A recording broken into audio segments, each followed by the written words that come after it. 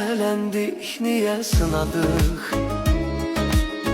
Elə hər ikimiz batdıq günaha.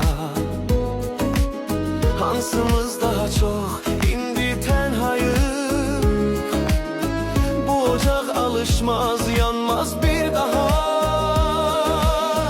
Hələ də anlaya bilmirəm ki mən niyə görüşdürdü Tanrı bəs bizi?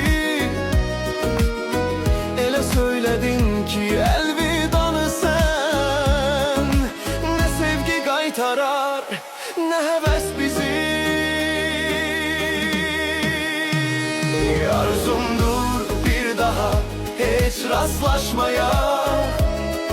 Özü yıkılanlar heç vaxt ağlamır. Çalışaq bir daha yaralanmaya.